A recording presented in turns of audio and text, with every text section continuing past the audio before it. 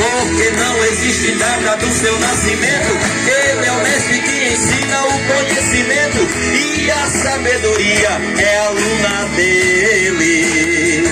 Não usa calendário, não precisa secretário pra agendar seus planos. Não depende de conselho de seres humanos. Toda honra e toda glória seja dada a ele. Cante pra ele agora, todo mundo. Pra ele, mais alto. Por ele, pra ele, aqui ou em qualquer lugar. Quem manda em tudo é ele. Quem crê nisso, levanta a mão e diga: eu creio nisso. Aplaude a ele, porque ele merece, gente. Ele merece toda honra e toda glória. É assim, né, Gilmar? Esse é o meu Deus, que conhece a humanidade por dentro e por fora.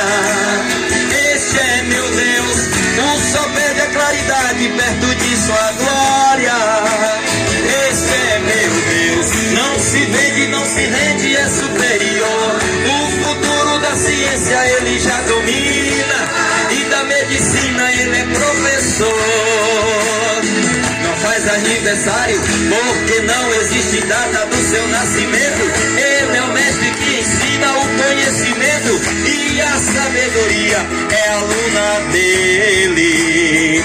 Não usa calendário, não precisa secretário pra agendar seus planos. Não depende de conselho de seres humanos. Toda honra e toda glória seja dada a ele. Pra terminar bem alto, pra ele, vai lá. Pra ele, por ele, com ele, só dele, aqui ou em qualquer lugar. Quem manda em tudo é ele. Canta!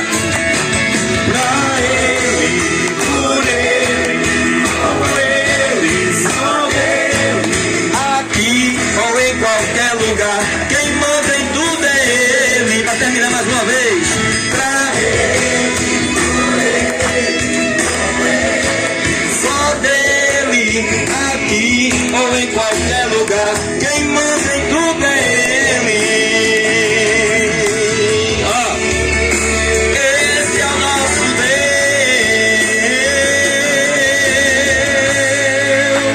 Amém? Quem crê nisso, aplauda ele. Amém. Nós estamos nessa festividade, irmãos. É uma festividade evangelística.